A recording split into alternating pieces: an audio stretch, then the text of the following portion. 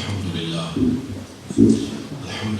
رب العالمین والصلاة والسلام علی سید الانبیاء والمرسلین وعلی آلہ واصحابہ وازواجہ وذریتہ اجمعین، اما بعد فاعوذ باللہ من الشیطان الرجیم، بسم اللہ الرحمن الرحیم، ان اللہ وملائکتہ یصلون علی النبی یا ایھا الذین آمنوا صلوا علیہ وسلموا تسلیما، اللہم صل وسلم وبارک علی سیدنا ونبینا ومولانا محمد وبارک وسلم وصل علیہ، الصلاۃ والسلام علیک یا رسول اللہ، الصلاۃ والسلام علیک یا حبیب اللہ، الصلاۃ والسلام علیک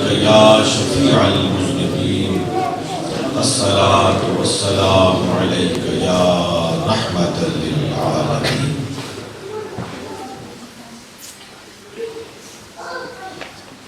گرامی مرتبہ میزبان محترم مولانا قاری عبدالرحیم صاحب اور میرے انتہائی مشفق و مہربان لائق صد عزت و احترام حضرت مولانا مفتی محمد منیر الزمان صاحب دامت برکاتہم العالیہ، میرے انتہائی محترم دوست علامہ قادری صاحب، حضرات علماء کرام، نعت خوانان اعظام، قابل قدر سامعین کرام، میں اپنے عزیزوں حافظ امجد محمود صاحب، ارشد محمود صاحب، ماجد صاحب اور دیگر اپنے جتنے یہاں اعزاء اور اقارب قیام پذیر ہیں اور جنہوں نے آج کی اس مجلس کا اہتمام کیا ہے، سب کو دل کی گہرائیوں سے مبارکباد پیش کرتا ہوں۔ اللہ رب العالمین کی دی ہوئی توفیق سے انہوں نے اپنے بزرگوں کے اس عرس کے انعقاد کے لیے جو قابل قدر کوششیں فرمائیں، اللہ رب العالمین بالیقین اس پر اجر مرتب فرمائے گا اور ان کا یہ عمل روز محشر توشہ آخرت بنے گا۔ حضرات محترم، مجھے اس بات کی شدت سے احساس ہے کہ آپ غالباً نماز عصر سے یا نماز مغرب سے یہاں تشریف فرما ہے، بہت وقت گزر چکا ہے، 9:45 بجنے کو ہے۔ میں انتہائی اختصار کے ساتھ چند معلومات آپ کی خدمت میں پیش کروں گا، ہرچند کہ مجھ سے پہلے جن علماء کرام نے اپنے مواعظ حسنہ سے مستفیض فرمایا اور میرے عزیز محترم قادری صاحب نے جس حسن و خوبی کے ساتھ اپنے مدعا کا ابلاغ کیا ہے، اس پر چندہ کسی اضافے کی ضرورت محسوس نہیں کرتا ہوں، لیکن یہ ممکن نہیں ہوتا کہ کسی مجلس میں کوئی مولوی موجود ہو اور پھر لوگ اسے بغیر بولے جانے دیں۔ اس لیے اس فرض کو نبھاتے ہوئے صرف چند جملے، چند معلومات آپ کی خدمت میں پیش کرنے کی کوشش کروں گا۔ اللہ رب العالمین ہم جو کہتے ہیں، ہم جو بولتے ہیں، اس پر عمل کرنے کی توفیق پر فرمائے۔ حضرات محترم، آپ ایک صوفی، ایک مرد خود آگاہ کی مجلس ایصال ثواب میں شریک ہے.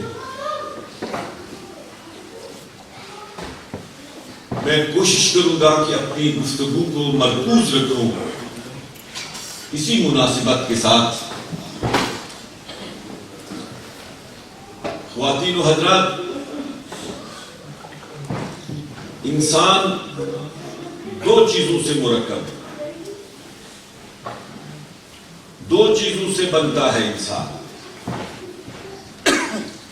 ایک اس کا یہ ظاہر ہے جو ہمیں نظر آتا ہے، جو ہر ایک کو دکھائی دیتا ہے. آنکھیں ہیں، کان ہے، ناک ہے، سر ہے، ہاتھ ہے، پاؤں ہے، یہ خال و خد ہیں. ان کو سب کو ملا کر ایک جسم تشکیل پاتا ہے. لیکن اگر اس کے اندر ایک دوسری چیز نہ ہو تو یہ جسم بیکار محض ہو جاتا ہے. یہ صرف ایک ڈھانچہ رہ جاتا ہے. اور وہ دوسری چیز روح کہلاتی ہے. جب تک وہ موجود نہ ہو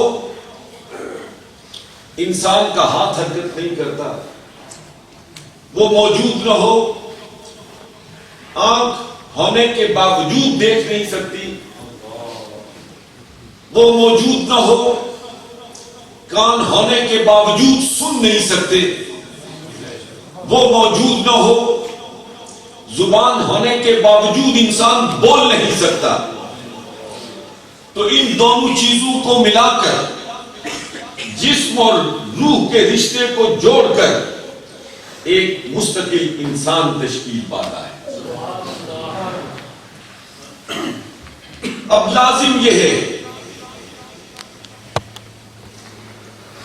کہ ہم اس ظاہر کی بھی حفاظت کریں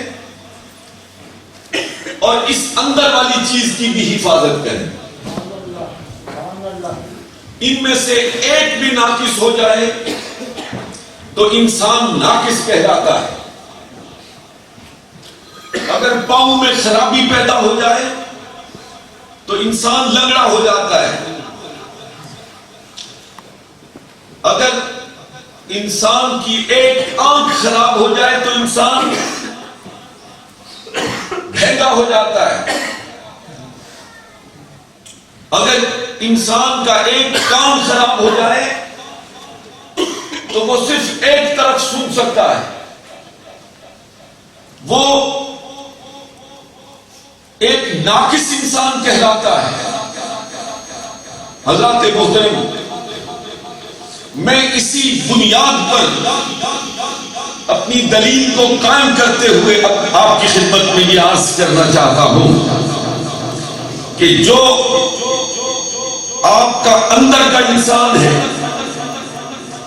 جو روح کہلاتا ہے، اگر آپ میری بات پہ توجہ دیں تو آسانی کے ساتھ سمجھ میں آ جائے گی کہ اس روح کے بھی کان ہیں، اس روح کی بھی آنکھیں ہیں، اس روح کے بھی ہاتھ ہیں، اس روح کے بھی پاؤں ہیں. وہ روح بھی سنتی ہے، وہ روح بھی دیکھتی ہے، وہ روح بھی بولتی ہے. جس طرح ظاہر کے کسی ایک عضو کے معطل ہو جانے سے انسان ناقص ہو جاتا ہے، اسی طرح اس اندر کا انسان، اس اندر کی چیز جس کو آپ روح کہتے ہیں، اگر اس کا بھی کوئی عضو معطل ہو جائے تو پھر اندر کا انسان بھی ناقص ہو جاتا ہے. اس ظاہری جسم کی تشکیل کے لیے، اس کی نشو و نما کے لیے، اس کو گرمی اور سردی سے محفوظ رکھنے کے لیے، اس کو بیماریوں سے محفوظ رکھنے کے لیے آپ کیا کیا طریقے استعمال فرماتے ہیں؟ اس کو قوت بخشنے کے لیے آپ غذائیں استعمال کرتے ہیں، آپ پھل استعمال کرتے ہیں۔ اگر یہ بیمار پڑ جائے تو آپ اس کے لیے اطباء کو تلاش کرتے ہیں، ڈاکٹروں کو تلاش کرتے ہیں۔ ڈاکٹر آپ کے لیے دوا تجویز کرتے ہیں، وہ مہنگی سے مہنگی دوا ہے، آپ کو بے شک سرجری کے عمل سے گزرنا پڑے لیکن ڈاکٹر کی تجویز پر عمل کرتے ہیں، اس لیے کہ آپ کو یقین ہوتا ہے کہ اگر اس ڈاکٹر کی تجویز پر عمل نہ کیا تو یہ بیماری ہمارے لیے مہلک ہو جائے گی۔ حضرات محترم، یہ جو جسم ہے اس کا تعلق زمین سے ہے، اس جسم کا تعلق زمین سے ہے۔ انسان مٹی سے بنا ہے، اس کی خوراک کا تعلق بھی مٹی سے ہے۔ جتنی چیزیں اس کے جسم کو نشو و نما دیتی ہیں، اس کی پرورش کرتی ہیں، ان سب کا تعلق کسی نہ کسی حوالے سے زمین سے ہے۔ پانی کے چشمے ابلتے ہیں زمین سے، گندم اگتی ہے زمین سے، پھل پیدا ہوتا ہے زمین سے۔ چونکہ اس جسم کا تعلق زمین سے ہے، اس لیے اس کی خوراک کا تعلق بھی اللہ رب العالمین نے زمین سے رکھا ہے۔ اس کی نشو و نما کے لیے ہر چیز کی تخلیق وہ بھی زمین سے ہوتی ہے، لیکن جو اندر کا انسان ہے، جس کو میں نے روح کہا ہے، جس کو اللہ نے روح کہا ہے، جس کو مصطفیٰ نے روح کہا ہے صلی اللہ علیہ وسلم، اس کا تعلق زمین سے نہیں ہے، اس کا تعلق ملائے اعلیٰ سے ہے۔ یقین کیجیے حضرات محترم، جس طرح اس جسم کو بھوک لگتی ہے، اس اندر کی چیز جسے روح کہتے ہیں اسے بھی بھوک لگتی ہے۔ جس طرح اس کو پیاس لگتی ہے اسی طرح اس کو بھی پیاس لگتی ہے۔ جس طرح اس کو بیماری لگتی ہے بالکل اسی طرح اس کو بھی بیماری لگتی ہے۔ جس طرح اس جسم کے علاج کے لیے کسی ڈاکٹر طبیب کی ضرورت ہوتی ہے، اسی طرح اس روح کے علاج کے لیے بھی کسی ڈاکٹر اور طبیب کی ضرورت ہوتی ہے۔ جس طرح اس جسم کو گرمی اور سردی سے بچانے کے لیے آپ کو گرمی اور سردی کا لباس خریدنا پڑ رہا ہے، بالکل اسی طرح اس اندر کی روح کو بھی گرمی بھی لگتی ہے، سردی بھی لگتی ہے، اور اس گرمی اور سردی سے محفوظ رکھنے کے لیے اسے بھی لباس کی ضرورت ہوتی ہے۔ لیکن دونوں لباسوں میں فرق ہوتا ہے، دونوں لباسوں میں فرق ہوتا ہے۔ یہ لباس جو اس جسم کی ضرورت ہے وہ تو میں بھی دیکھتا ہوں، آپ بھی دیکھتے ہیں، میں بھی خریدتا ہوں، آپ بھی خریدتے ہیں۔ جو اس جسم کی غذائیں ہیں، معمولات ہیں، مشروبات ہیں، وہ میں بھی استعمال کرتا ہوں، آپ بھی استعمال کرتے ہیں۔ لیکن میں تھوڑی سی آپ کی توجہ چاہتا ہوں کہ جب اندر کے روح کو، اندر کے انسان کو بھوک لگتی ہے تو اس بھوک کو مٹانے کے لیے روٹی نہیں کھانی پڑی، اس بھوک کو ختم کرنے کے لیے پھل استعمال نہیں کرنا پڑتا، اس روح کو غذا دینے کے لیے اس مٹی سے تعلق رکھنے والی کسی چیز کا استعمال نہیں کیا جاتا ہے۔ اللہ رب العالمین ارشاد فرماتا ہے کہ تمہاری روح کو بھوک لگتی ہے، پیاس لگتی ہے، اس بھوک اور پیاس کو مٹانے کے لیے میں تمہیں بتاتا ہوں، الا بذکر اللہ تطمئن القلوب۔ جب تمہاری روح کو بھوک لگے، جب تمہاری روح کو پیاس لگے تو پھر پانی کا پیالہ ہاتھ میں نہ لو، پھر تم روٹی کا ٹکڑا ہاتھ میں نہ لو۔ جب روح کو بھوک لگے تو بلند آواز سے پکار کے کہو اللہ اکبر، اللہ اکبر، تمہاری روح کی بھوک ختم ہو کر رہ جائے گی۔ اس جسم کی اور روح کی غذا کا تعلق آسمان سے ہے، ملائے اعلیٰ سے ہے. اس جسم کی خوراک نیچے سے آتی ہے اور روح کی غذا اوپر سے آتی ہے. لیکن حضرات محترم، آج میں جس جانب جہاں نوجوانوں کی اکثریت تشریف فرما ہے، نعرہ تکبیر، نعرہ رسالت، دربار عالیہ بگا شریف، دور کرانا چاہتا ہوں کہ آج کا جو سب سے بڑا ہمارا المیہ ہے وہ یہ کہ ہم اپنی ظاہری بود و باش کے لیے، اپنے ظاہری حسن و جمال کے لیے تمام تر کوششیں بدلے کار لاتے ہیں، لیکن اپنے روح کی تشکیل کے لیے، اپنی روح کی نشو و نما کے لیے، اپنی روح کو بیماریوں سے بچانے کے لیے نہ اس کی خوراک کا صحیح استعمال کرتے ہیں اور نہ ہی اس کے لیے کسی حکیم حاذق کے دروازے پر جا کر بات کرتے ہیں.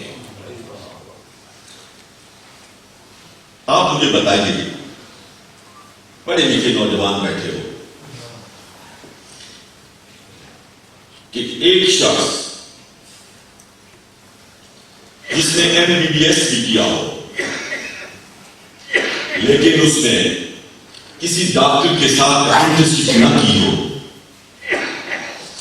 اور وہ کسی کو دوا تجویز کر لے اور اس کی تجویز کردہ دوا سے مریض ہلاک ہو جائے تو اس پر قتل کا مقدمہ بنتا ہے کہ نہیں بنتا؟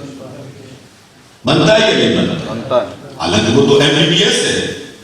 چلیے اس بات کو ایک طرف رکھیے، یہ جو میڈیکل سٹور والے لوگ ہیں یہ تو ایک ایک دوا کا نام جانتے ہیں. آپ جا کے کسی ڈاکٹر کی پرسکرپشن اس کے سامنے رکھتے ہیں، وہ ایک نظر اس پہ ڈالتا ہے اور متعلقہ خانے پہ جاتا ہے، وہاں سے دوا نکالتا ہے اور آپ کے ہاتھ میں دے دیتا ہے. ہر دوا کا نام اور وہ کہاں رکھی ہوئی ہے وہ سب کو معلوم ہوتا ہے، لیکن کیا اس پرسکرپشن کے بغیر وہ آپ کو دوا دیتا ہے؟ نہیں دیتا. اس لیے کہ میڈیکل کے اصول کے مطابق کوئی شخص جس نے میڈیکل کی تعلیم حاصل کی ہو لیکن کسی مستند ڈاکٹر کے ساتھ اس نے اپرینٹسشپ نہ کی ہو وہ دوا تجویز کرنے کا اہل نہیں ہے. اور اگر دوا تجویز کرتا ہے اور اس کی دوا سے مریض ہلاک ہو جاتا ہے تو مریض کے لواحقین اس پر قتل کا مقدمہ دائر کر سکتے ہیں. میں دوسری مثال سے بات بازی کرنا چاہتا ہوں. اگر کوئی شخص وکیل ہو، اس نے LLB کی ہو لیکن کسی بڑے وکیل کے ساتھ اس نے اپرینٹسشپ نہ کی ہو، اس کے ساتھ 6 مہینے پریکٹس نہ کی ہو اور وہ کسی کو قانونی مشورہ دے اور اس کے دیے ہوئے قانونی مشورے سے اس کا جو موکل ہے وہ پھنس جائے تو وہ اس پر مقدمہ کر سکتا ہے یا نہیں کر سکتا؟ اس لیے کر سکتا ہے کہ جب تم نے اپرینٹسشپ نہیں کی تھی تو تم نے اس کو قانونی مشورہ کیوں دیا؟ تو اس کا مجاز ہی نہیں تھا کہ اس کو قانونی مشورہ دیتا.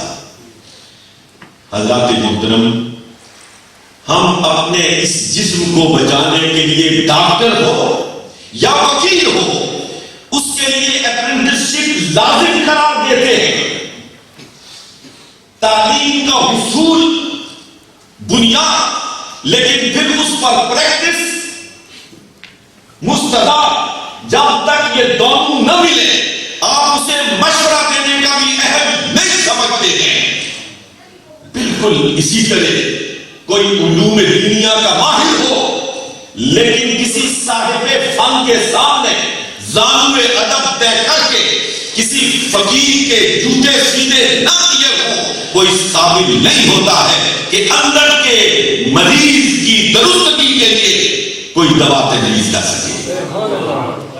اندر کی مرض کی تشخیص وہی کر سکتا ہے جو کسی ماہر طبیب کے سامنے کچھ وقت گزار چکا ہو، جو اپنا اندر روشن کر چکا ہو، جو کسی صاحب نظر کے سامنے بیٹھ کر اپنے دل کی دنیا کو درست کر چکا ہو، پھر اسے یہ حق پہنچتا ہے کہ اپنے پاس اندر کے آنے والے مریض کے لیے کوئی نسخہ کیمیا تجویز کرے۔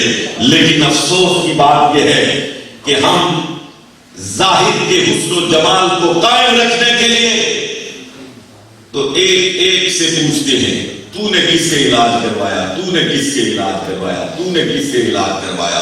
اور جب 20 لوگ شہادت دیتے ہیں کہ میں نے فلاں سے فلاں سے فلاں سے علاج کروایا اور شفا یاب ہو گیا، پھر ہم بھی اس کی طرف رجوع کرتے ہیں، لیکن اندر کی دنیا کو سنوارنے کے لیے نہ تلاش میں سرگرداں ہوتے ہیں، نہ کسی سے پوچھتے ہیں، نہ اس کی کوئی ضرورت محسوس کرتے ہیں، اور اگر ضرورت محسوس کرتے ہیں تو پھر کسی زیادہ تلاش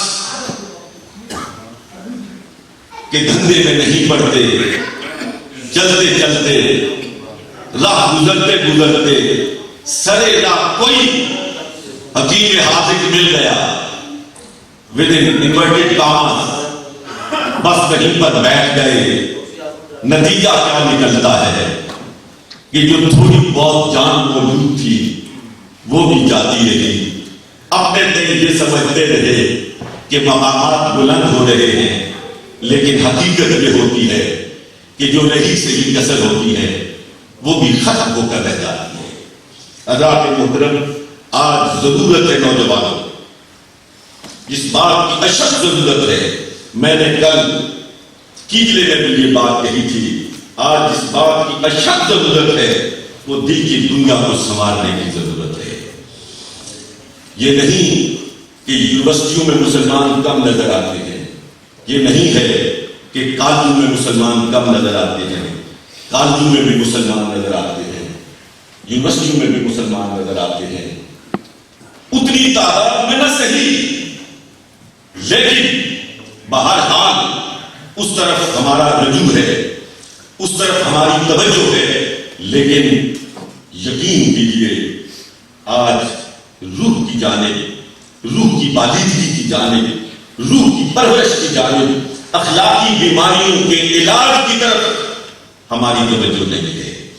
آج ہمارے اندر کے انسان کو بغض کھا رہا ہے، آج ہمارے اندر کے انسان کو حسد کھا رہا ہے، آج ہمارے اندر کے انسان کو نفاق کھا رہا ہے، آج ہمارے اندر کے انسان کو یہ روحانی بیماریاں دیمک کی طرح چاٹ رہی ہیں، اور ہمارے اندر کو انہوں نے بالکل کھوکھلا کر کے رکھ دیا ہے۔ ہمارے مسلمان معاشرے جو جنت نظیر معاشرے تھے، وہ معاشرہ جو محمد عربی صلی اللہ علیہ وسلم نے قائم کیا تھا، جس میں محبت ہی محبت تھی، جس میں پیار ہی پیار تھا، جس میں یگانگت ہی یگانگت تھی، جس میں ایک دوسرے کے ساتھ بھائی چارہ ہی بھائی چارہ تھا، آج مسلمان معاشرے ٹوٹ پھوٹ کا شکار ہو چکے ہیں، آج مسلمان معاشرے منتشر ہو چکے ہیں، آج یگانگت نہیں ہے، آج بیگانگی ہے، آج اپنائیت نہیں ہے، آج غیریت ہے، آج ایک دوسرے کے ساتھ پیار نہیں ہے، آج ایک دوسرے کے ساتھ عداوت ہی عداوت ہے۔ ہم رشتہ دار ہونے کے باوجود حسب اور نسب کے اعتبار سے ایک دوسرے کے ساتھ گہرا تعلق رکھنے کے باوجود ایک دوسرے کی عزت اور احترام کو برداشت نہیں کر سکتے ہیں، ایک دوسرے کی آسودگی کو برداشت نہیں کر سکتے ہیں۔ میرے آقا، میرے مولا، ہم سب کے آقا و مولا حبیب کبریا جناب محمد رسول اللہ صلی اللہ علیہ وسلم نے تو اس امت کو ایک جسد واحد قرار دیا ہے، جسد واحد، ایک جسم قرار دیا ہے، ایک جسم کہ جس کے ایک عضو کو تکلیف ہو جائے تو پورا جسم کام اٹھتا ہے، پورے جسم پر لرزہ طاری ہو جاتا ہے۔ آپ نے دیکھا نہیں کہ اگر انگلی میں تکلیف ہو، انگلی میں تکلیف ہو تو پورا جسم بخار میں مبتلا ہو جاتا ہے. تکلیف انگلی کو ہوتی ہے اور بخار میں پورا جسم جل رہا ہوتا ہے. بالکل اسی طرح سید الرسل خاتم الانبیاء جناب محمد رسول اللہ صلی اللہ علیہ وسلم ارشاد فرماتے ہیں کہ مسلم معاشرہ جس سے واحد کی طرح ہوتا ہے, جس سے واحد کی طرح ہوتا ہے کہ ایک کو تکلیف ہوتی ہے تو پورے مسلم معاشرے کو اس کی تکلیف کا احساس ہوتا ہے. لیکن یقین کیجئے آج ایک گھر میں سے بین کی آواز آ رہی ہوتی ہے, رونے کی آواز آ رہی ہوتی ہے, تو دوسرے گھر میں شادیاں میں بج رہی ہوتی ہے. ایک گھر میں بھوک ہوتی ہے, افلاس ہوتی ہے, اور دوسرے ساتھ والے گھر میں دولت کی ریل بیل ہوتی ہے. احساس ختم ہو چکا ہے.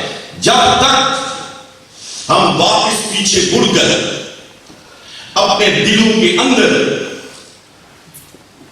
پاکیزگی پیدا نہیں کریں گے اور ان روحانی بیماریوں کا علاج کر کے اپنے دل کو پاک اور صاف نہیں بنائیں گے, یقین کیجیے وہ مقصود اور مطلوب انسان جو اللہ کو مطلوب ہے, جو اللہ کا مقصود انسان ہے, وہ تشکیل نہیں پا سکتا ہے. محمد رسول اللہ صلی اللہ علیہ وسلم کی بعثت مبارکہ دیکھیے اور آپ کی تمام تگودوں کو دیکھیے تو سرکار علیہ الصلوۃ والسلام انسانیت کی تشکیل کرتے ہوئے نظر آتے ہیں, انسان کو انسان بناتے ہوئے نظر آتے ہیں, انسان بناتے ہوئے نظر آتے ہیں. ابھی مولانا نے کہی بڑی خوبصورت بات کہی تھی. سید الرسل خاتم الانبیاء جناب محمد رسول اللہ صلی اللہ علیہ وسلم نے بظاہر کوئی کتاب نہیں لکھی ہے, امی کہا جاتا ہے آپ کو, لیکن ایک شعر نوکے زبان میں آپ کی نظر کرنا چاہتا ہوں, معلوم نہیں کس کا ہے. امی لقب و نکتہ دان عالم, سبحان اللہ. امی لقب و نکتہ دان عالم, بے سایہ و سائبان عالم. امی لقب نعرہ رسالت یا رسول اللہ, نعرہ حیدری یا علی. امی لقب و نکتہ دان عالم, بے سایہ و سائبان عالم. حضور علیہ السلام نے کوئی لوگ کہتے ہیں کتاب نہیں لکھی, اور میں نے کہا تھا, میں نے کہا کسی نے ایک لکھی, کسی نے دو لکھی, کسی نے تین لکھی, کسی نے چار لکھی, کوئی 100 تک پہنچ گیا, سینچری مکمل کر لی. میرے آقا حضرت محمد رسول اللہ صلی اللہ علیہ وسلم کی قربان جائیے کہ آپ نے تو 1.5 لاکھ کتابیں لکھی, 1.5 لاکھ کتابیں لکھی. آپ پوچھیں گے وہ کون سی کتابیں ہیں, اور میں یہ جواب دیتے ہوئے قطعاً متعمل نہیں ہوں کہ آپ کی لکھی ہوئی کتاب ابو بکر ہے, آپ کی لکھی ہوئی کتاب عمر ہے, آپ کی کتاب کسی نے پڑھنی ہے تو عثمان کو پڑھے, آپ کی کتاب کسی نے پڑھنی ہے تو شیر خدا علی المرتضیٰ کو پڑھے. یہ سارے صحابہ کرام رضوان اللہ تعالیٰ علیہم اجمعین یہ محمد رسول اللہ صلی اللہ علیہ وسلم کی لکھی ہوئی کتابیں ہیں. ان کی کتابیں زندگی کا ایک ورق کسی اور نے نہیں لکھا ہے, جناب محمد عربی صلی اللہ علیہ وسلم. حضرات محترم, دل کی بیماریوں کی طرف توجہ کیجیے, اپنے دلوں کو پاک اور صاف کرنے کی کوشش کیجیے. جن صوفیوں کے حضور خراج عقیدت پیش کرنے کے لیے آپ یہاں پہ جمع ہیں, یہ صوفیاء کرام اپنی زندگی کا لمحہ لمحہ, اپنی زندگی کا لہجہ لہجہ, اپنی زندگی کی صبح اور شامیں, ان کی خلوت کو دیکھو اور ان کی جلوت کو دیکھو, یہ اپنے پاس آنے والوں کو غیر محسوس انداز میں ان بیماریوں کا علاج کرتے ہوئے نظر آتے ہیں. ان کے اندر پیار کی جوت جگاتے ہوئے نظر آتے ہیں, ان کے اندر نیکی کی فصل کاشت کرتے ہوئے نظر آتے ہیں, ان کے اندر نیکی کی ایک ایسی خوشبو پھیلاتے نظر آتے ہیں. میں ایک بات آپ سے کہوں, یاد رکھیے گا اسے اور اس کو آزما بھی دیجیے. جس طرح پھول کی خوشبو ہوتی ہے نا, جس طرح پھول کی خوشبو ہوتی ہے, یہ اس کو آزما کے دیکھیں آپ. میں نوجوانوں سے کہتا ہوں, آپ جیسے بچوں سے کہتا ہوں, جس طرح پھول کی خوشبو ہوتی ہے, گلاب کی خوشبو ہوتی ہے, چنبیلی کی خوشبو ہوتی ہے, خدا کی قسم ایسی ہی خوشبو نماز کی ہوتی ہے.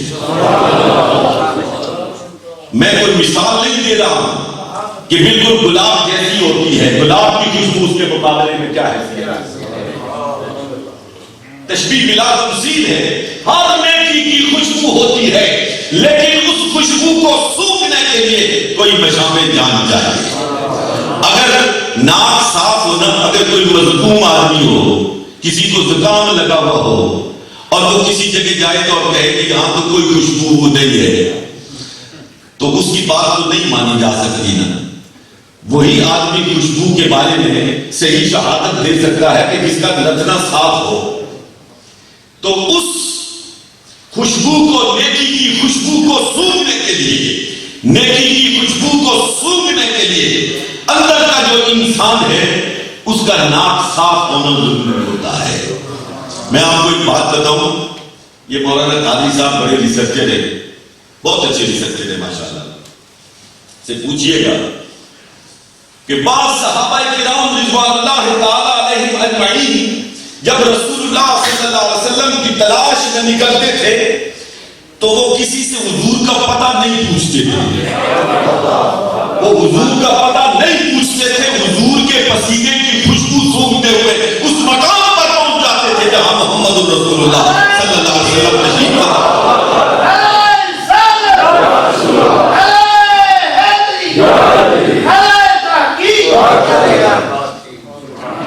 اللہ کے محترم میرے نوجوان بیٹوں,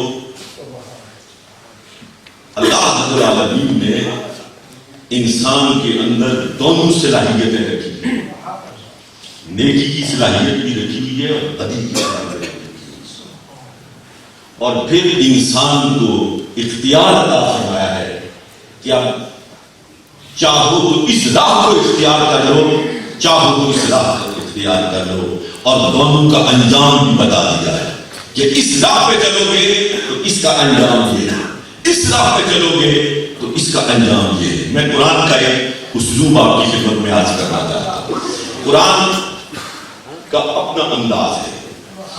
قرآن جب کسی بات کو بڑے زور دے کے کہنا چاہتا ہے اور اس کا مخاطب جس سے وہ خطاب کر رہا ہے اگر وہ مومن ہے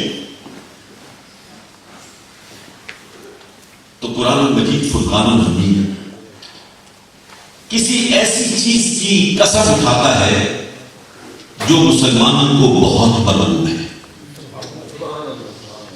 جس سے مسلمان بہت محبت کرتے ہیں, جس سے مسلمان ٹوٹ کر محبت کرتے ہیں. اور ٹوٹ کر محبت کس سے کرتے ہیں؟ مسلمان سب سے زیادہ محبت کس سے کرتے ہیں؟ اسی سے کرتے ہیں کہ جس سے محبت میں اگر کمی ہو تو ایمان مکمل ہی نہیں ہوتا ہے, اور وہ ذات ہے ذات محمد رسول اللہ صلی اللہ علیہ وسلم. تو جب قرآن مجید فرقان الحمید مسلمانوں سے خطاب کرتا ہے اور بات کو زور دے کر کہتا ہے تو کبھی سرکار کے چہرے کی قسم اٹھاتا ہے, کبھی سرکار کی زلفوں کی قسم اٹھاتا ہے, کبھی سرکار کے دیس کی قسم اٹھاتا ہے, کبھی سرکار کے پتھر مارنے کے انداز کی قسم اٹھاتا ہے, کبھی سرکار کے گھوڑوں کی قسم اٹھاتا ہے, کبھی ان گھوڑوں کے پاؤں سے نکلنے والی اور اٹھنے والی دھول کی قسم اٹھاتا ہے, اور کبھی ان کے پاؤں سے نکلنے والی چنگاریوں کی قسم اٹھاتا ہے. والعادیات ضبحا فالموریات قدحا فالمغیرات صبحا فاثرن به نقعا فوسطن به جمعا. مجھے قسم ہے ان گھوڑوں کی. یار گھوڑوں میں کیا خاص بات ہے؟ گھوڑے میں کیا خاص بات ہے کہ اللہ تبارک و تعالیٰ کو اتنا پیار آ گیا کہ 5 مرتبہ صرف گھوڑے کی قسم نہیں, اس کی سنوں سے اٹھنے والی چنگاریوں کی قسم, اور پھر جس طرح ایک گھوڑا سینہ تان کر دشمن کی صفوں میں گھستا ہے، اس گھسنے کے انداز کی قسم رب تعالیٰ اٹھا رہا ہے۔ کیوں؟ کوئی گھوڑے میں کوئی خاص بات ہے؟ نہیں، اس گھوڑے کی پیٹھ کو محمد عربی صلی اللہ علیہ وسلم اور آپ کے صحابہ کرام رضوان اللہ تعالیٰ علیہ اجمعین کہ جسم کو مس کرنے کی سعادت حاصل ہے، رات کو گھوڑوں پر اتنا پیار آ گیا ہے کہ مختلف اسلوب بدل بدل کر ان کی قسمیں اٹھا رہا ہے۔ قاری صاحب جانتے ہیں مولانا محمد شریف صاحب تھے میرے والد گرامی رحمۃ اللہ علیہ کے استاد۔ ہمارے والد صاحب بھی گھوڑوں سے بہت محبت کرتے تھے، رکھتے بھی تھے، محبت بھی کرتے تھے۔ مولوی محمد شریف صاحب ان کے استاد تھے، انہی کے پاس رہتے تھے وہیں دربار شریف میں، اور انہوں نے بڑا خوبصورت گھوڑا رکھا ہوا تھا۔ تو ایک دن مجلس میں بیٹھے ہوئے مولوی صاحب نے بڑے سارے مفضل آدمی تھے، کہنے لگے جس کو گھوڑے سے پیار نہیں ہے اس کا ایمان مکمل نہیں۔ ایسے طرح میں آ کے بات کہی تو والد صاحب نے فرمایا کہ مولوی صاحب یہ کیا فتویٰ آپ نے دے دیا، ایک ایسی بات آپ نے کہا گھوڑے سے محبت نہیں تو ایمان مکمل نہیں۔ کہنے لگے میں پورے یقین سے کہہ رہا ہوں اور فتویٰ دے رہا ہوں اور چیلنج کرتا ہوں اس کا کوئی جواب دے، پورے یقین سے کہتا ہوں۔ کہا کس بنیاد پہ کہتے ہیں؟ کہا جس گھوڑے کی 5 مرتبہ رب تعالیٰ قسمیں کھاتا ہے اگر اس مومن اس سے محبت نہیں کرتا ہے تو پھر اس کا ایمان کہاں مکمل ہوتا ہے؟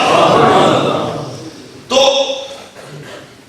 قرآن کا یہ اسلوب ہے کہ جب وہ مسلمانوں سے محمد رسول اللہ کے غلاموں سے خطاب کرتا ہے تو پھر سرکار کی قسمیں، سرکار کے دیش کی قسمیں، سرکار کے گھوڑوں کی قسمیں۔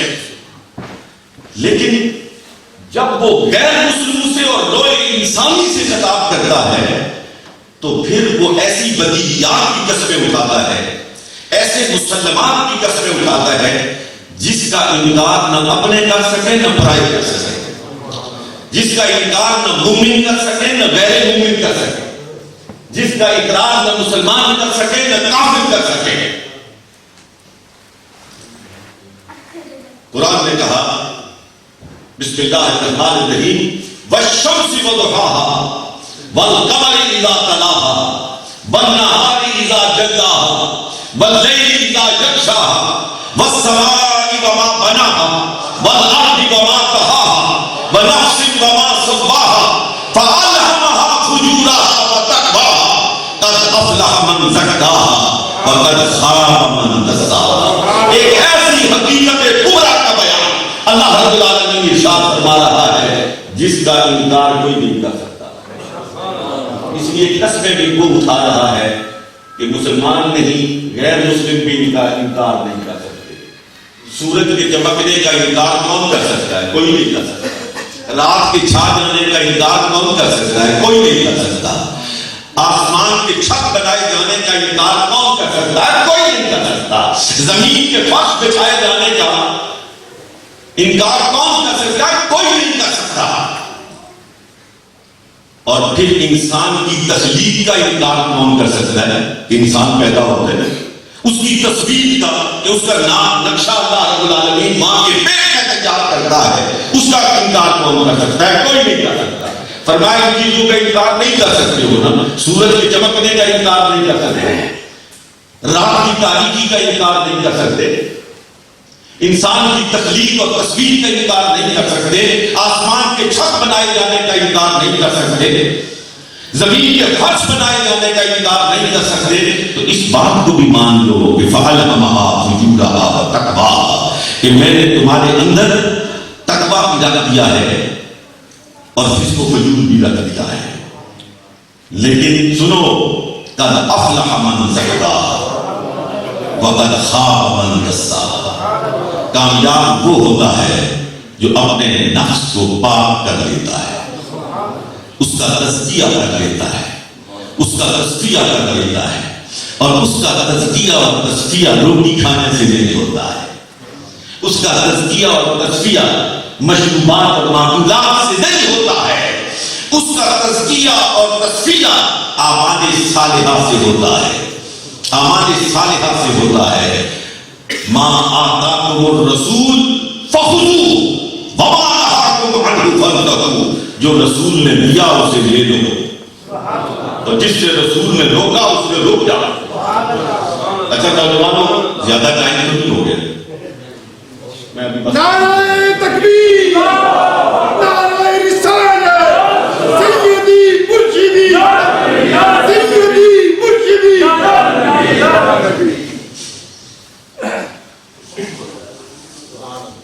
اللہ کے محترم دوسرے مقام پر رب تعالیٰ نے ارشاد فرمایا وَهَدَيْنَاهُمْ النَّجْدَيْنِ.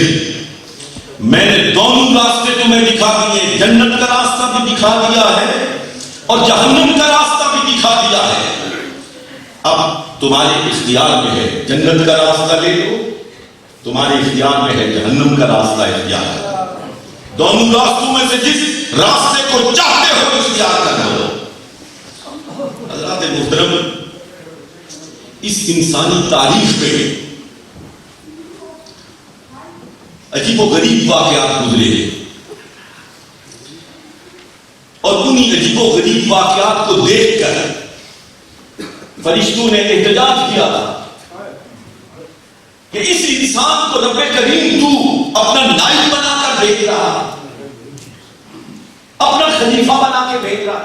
وَيَسْفِكُ الدِّمَاءَ وَنَحْنُ نُسَبِّحُ بِحَمْدِكَ وَنُقَدِّسُ لَكَ.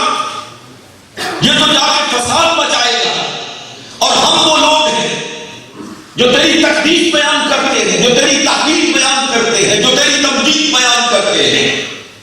لیکن دوستان محترم فرشتے تھے، بڑی اللہ کی مقرر مخلوق ہے، لیکن وہ دیکھ رہے تھے فرعون کو، وہ دیکھ رہے تھے نمرود کو، وہ دیکھ رہے تھے ابو لہب کو، وہ دیکھ رہے تھے ابو جہل کو، وہ دیکھ رہے تھے یزید کو.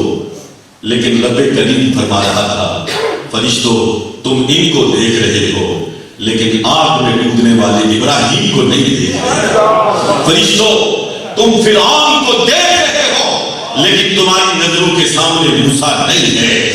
فرشتوں تم ابو لہب، ابو جہل، عتبہ اور شیبہ کو دیکھ رہے ہو لیکن طائف کے بازار میں پتھر کھا کر دعائیں دینے والے محمد عربی صلی اللہ علیہ وسلم کو نہیں دیکھ رہے ہو. تم یزید کی ستم ظریفی کو تو دیکھ رہے ہو لیکن اپنا سر سجدے میں رکھ کر شہادت کا جام پینے والے سیدنا حسین کو تو نہیں دیکھ رہے. حضرات محترم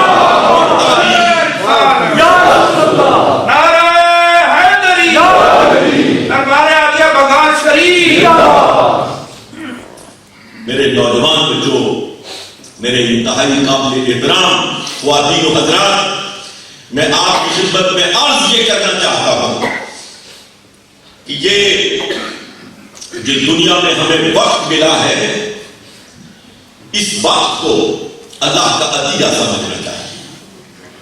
یہ جسم ملا ہے، اس جسم کے اندر روح ملی ہے، اس جسم کی حفاظت بھی ہم پہ لازم ہے اور اس کے اندر پائی جانے والی روح کی حفاظت بھی ہماری ذمہ داری ہے. ان ذمہ داریوں میں کوتاہی کی تو خدا کے سامنے جواب دہ ہونا پڑے گا.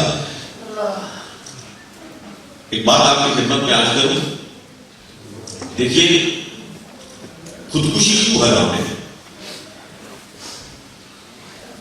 خودکشی کرنا کیوں حرام ہے؟ آپ کا اپنا جسم ہے،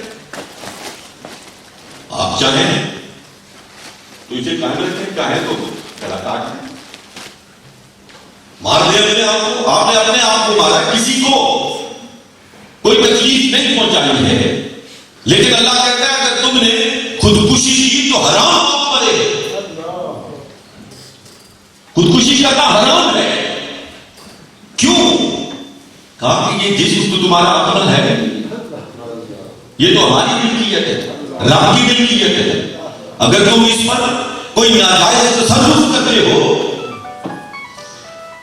تو پھر تمہیں سزا بھگتنی پڑے گی. یہاں تو تمہیں کوئی سزا نہیں دے گا، لیکن جس کا یہ جسم ہے جب اس کی بارگاہ میں پہنچو گے تو پھر تمہیں ضرور سزا ملے گی اور وہ سزا تم پاؤ گے. اسی طرح حضرات محترم یہ روح یہ بھی اپنی نہیں ہے, یہ بھی امر ربی ہے, یہ بھی اسی کا دیا ہوا ہے. اس کی حفاظت بھی ہم پہ لازم ہے.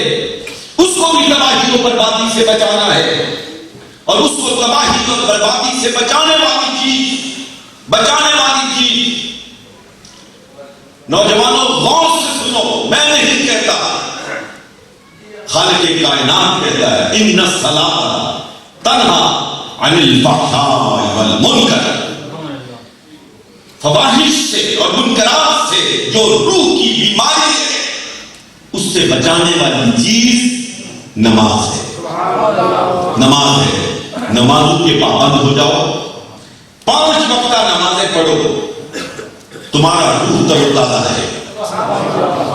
مجھے بتاؤ جو شخص 5 مرتبہ کسی عام دنیا دار کے سامنے اپنے اعمال کے لیے جواب دہ ہوتا ہو, وہ کبھی غلطی کا ارتکاب کر سکتا ہے؟ نہیں کرتا ہے.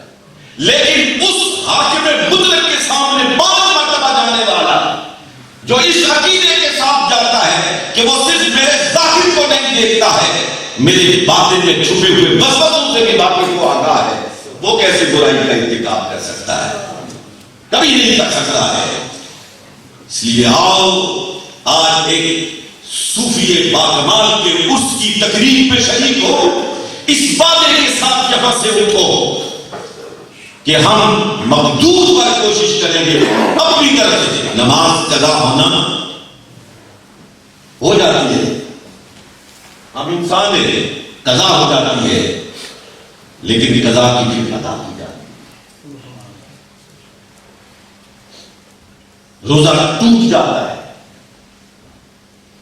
لیکن اس کا کفارہ بھی ہے, اس کا فدیہ بھی ہے, اس کی دوبارہ ادائیگی بھی ہے.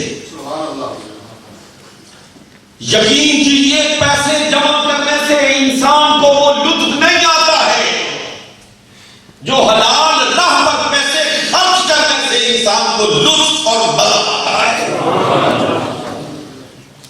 یہ نیکیاں کر کے دیکھیے, پھر دیکھیے آپ کی روح کے اندر کتنی تقویت پیدا ہوتی ہے, آپ کی روح کتنی مضبوط تر ہوتی چلی جاتی ہے, اور کسی بڑی سے بڑی طاقت کے ساتھ ٹکرانے کے لیے تیار ہو جاتی ہے. یہ جو ہمارے پرانے صوفیاء کسی کو اپنی جوتے کی نوک پر بھی نہیں لکھتے تھے, کیوں؟ ان کی روحیں مضبوط تھی. ایک بزرگ تھے قاضی صاحب دمشق کے رہنے والے سعید الحلبی, ان کے بارے میں نے پڑھا کہ سعید الحلبی بڑے مستغنی قسم کی بزرگ تھے, دمشق میں رہتے تھے, کسی کی کو پرواہ میں نہیں جاتے تھے. وہاں کے گورنر کو پتا چلا, وہ آپ سے ملاقات کے لیے حاضر ہوا. آپ اس وقت اپنی مجلس میں تشریف فرما تھے, چند آپ کے عقیدت مند آپ کے پاس بیٹھے تھے, اور آپ کی زبان سے نکلنے والے جواہر کو اپنی جھولیوں میں سمیٹ رہے تھے. وہ آیا, اس نے السلام علیکم کہا کہ اس وقت بے تکلفانہ انداز میں اپنے پاؤں دراز کر کے لمبے کر کے تشریف فرما تھے. نے کہا وعلیکم السلام, تشریف رکھو. بیٹھ گئے, لیکن آپ جس طرح بیٹھے تھے ویسے ہی بیٹھے رہے. دعا سلام ہو گئی. اس نے کہا عجیب آدمی, اس نے میرے آنے کا نوٹس ہی نہیں دیا ہے, میں تو اس علاقے کا گورنر ہوں. وہ اور زیادہ متاثر ہو گیا. جب جانے لگا تو اس نے ایک اشرفیوں کی تھیلی نذرانے کے طور پر پیش کی. آپ نے فرمایا مجھے اس کی ضرورت نہیں ہے, ضرورت مندوں میں تقسیم کر دو. نے کہا حضور آپ قبول فرما لیں. آپ نے انکار کیا, اس نے پھر اصرار کیا, تو آپ نے جو جواب دیا وہ بلے باندھنے کے لائے. آپ نے ارشاد فرمایا زیادہ زور نہ لگا, اس لیے کہ جو پاؤں پھیلانا جانتا ہے نا وہ پھر ہاتھ نہیں پھیلایا جاتا ہے. جو پاؤں پھیلانا جانتا ہے وہ پھر ہاتھ نہیں پھیلانا کرتا ہے. یہ عجیب لوگ ہوتے ہیں، ان کا اللہ کے ساتھ پھر ایک ایسا رشتہ اور تعلق قائم ہو جاتا ہے کہ اس رشتے اور تعلق کا احاطہ الفاظ کر ہی نہیں سکتے. ایک مزیدار واقعہ آپ کو سنانا چاہتا ہوں، ابھی میرے ذہن میں آیا، شاید پہلے بھی کئی دفعہ مجلس میں سنایا ہوگا. ایک بزرگ تھے، درویش تھے، وہ سردیوں کے موسم میں حضرت مفتی صاحب گھر سے باہر بیٹھے ہوئے آگ تاپ رہے تھے. دو بیویاں ماہ سفر تھے، وہاں سے گزر رہے تھے. بیوی کے پاؤں میں لکڑی کی ٹھوکر لگی اور لکڑی اچھلی اور اس عورت کے سر پہ لگی اور وہاں سے خون نکل آیا. خون نکل آیا. اس کے خاوند کو غصہ آیا، اس نے وہی لکڑی اٹھائی اور اس درویش کے سر پہ دے ماری. اس کے سر سے بھی خون کا فوارہ پہ نکلا. گھر چلے گئے، اندر جا کے بیٹھے، آپس میں گپ شپ میں مصروف تھے کہ اوپر سے مکان کا ایک شہتیل ٹوٹا اور اس شخص کے سر پر وہی آ کے لگا جہاں اس نے اس درویش کو مارا تھا. بیوی سمجھدار تھی، اس نے کہا ظالم تو نے اس کے ساتھ بڑی زیادتی کی، میں تو اپنی غلطی سے ٹھوکر کھائی میں نے اور مجھے چوٹ آئی، تو نے بلا وجہ اس درویش کا ساتھ پھاڑ مارا. اللہ ناراض ہو گیا ہے، اس سے بیشتر کہ کوئی اور عذاب نازل ہو جائے، چلو اس سے چل کے معافی مانگتے ہیں.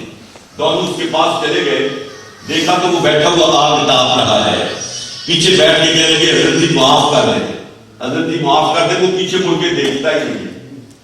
جب بہت زیادہ اصرار کیا تو پیچھے مڑ کے کہنے لگا مسئلہ کیا ہے، کیا مسئلہ ہے؟ انہوں نے کہا حضرت کل آئے تھے تو اس طرح کا واقعہ پیش آیا تھا. اس نے کہا کہ اچھا وہ تم ہو جس نے میرے ساتھ میں لاٹھی ماری تھی؟ نے کہا ہاں میں غلطی ہو گئی. تو اس درویش نے کہا یقین کرو تم بددعا کی بات کرتے ہو، میں نے تو سوچا بھی نہیں کہ مجھے کس نے مارا ہے. میں نے کہا میرے مولا نے کسی کو بھیجا ہے کہ مجھے مار کے چلا گیا. میں تو اسے مولا کا لکھا سمجھا اور میں نے تو اس میں کوئی احتجاج نہیں کیا، کوئی بددعا نہیں کی. تو تم کس طرح فہمی میں ہو کہ میں نے کوئی بددعا کی ہے؟ وہ ہاتھ جوڑ کے بیٹھ گیا، کہنے لگا حضور اب جانے دیں، معاف کر دیں، غلطی ہو گئی ہے. جب بہت زیادہ اصرار کیا تو جو اس درویش نے جواب دیا وہ بلے باندھنے کے لائے. اس نے کہا مجھے یہ بتاؤ کہ کل جب تیری بیوی کو ٹھوکر لگی تھی اور اس کے سر پہ چوٹ آئی تھی تو اس نے تجھے کہا تھا کہ اس کو مارو؟ اس نے تجھ سے تقاضا کیا تھا کہ اس کو مارو؟ اس نے کہا نہیں.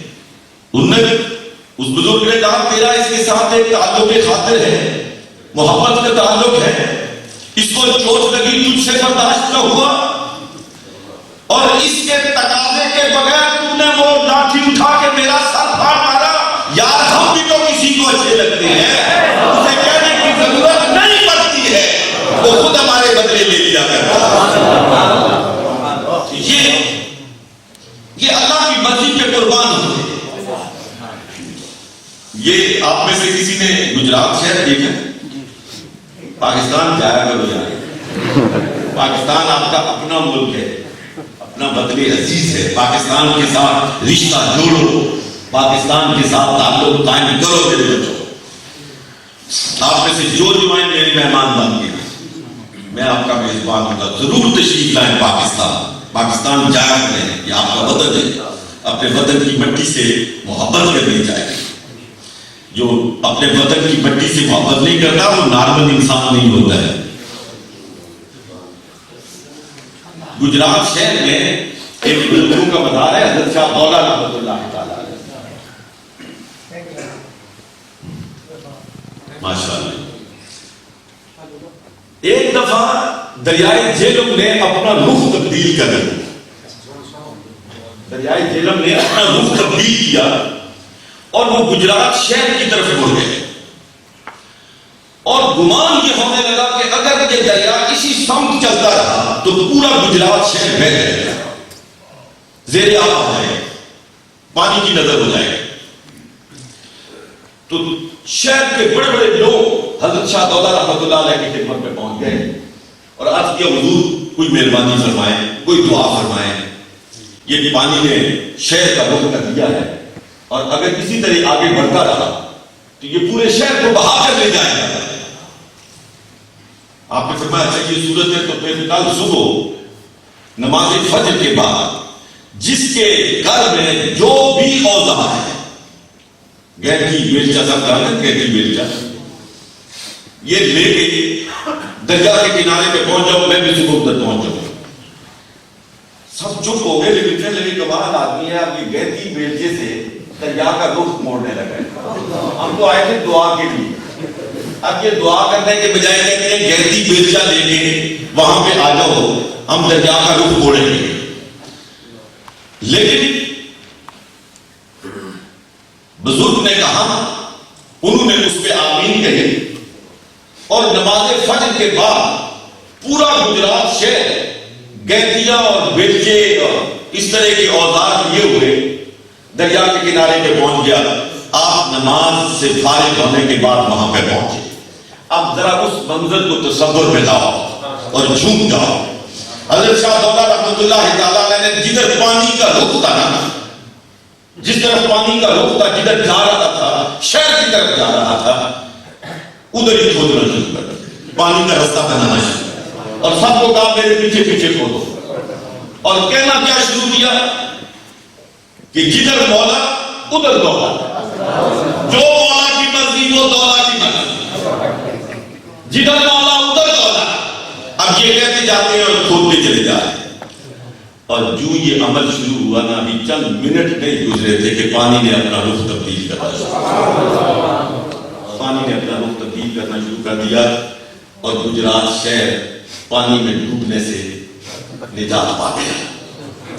اللہ کے محترم، اگر دل کی بیماریاں دور ہو جائیں، دل صاف ہو جائے، دل پاک ہو جائے اور اس پاک اور صاف دل سے صدا نکلے تو یقین کیجیے کہ فضا نیچے رہ جاتی ہے، یہ ہوا نیچے رہ جاتی ہے، میں تو کہتا ہوں سدرۃ المنتہا نیچے رہ جاتی ہے، اور مومن کی آواز نقش خدا کے ڈگروں سے جا کے ٹکراتی ہے اور قبولیت کی خلت سے سرفراز ہوتی ہے۔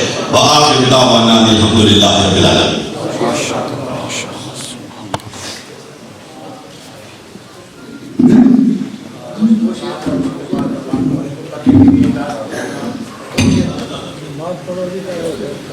Thank you.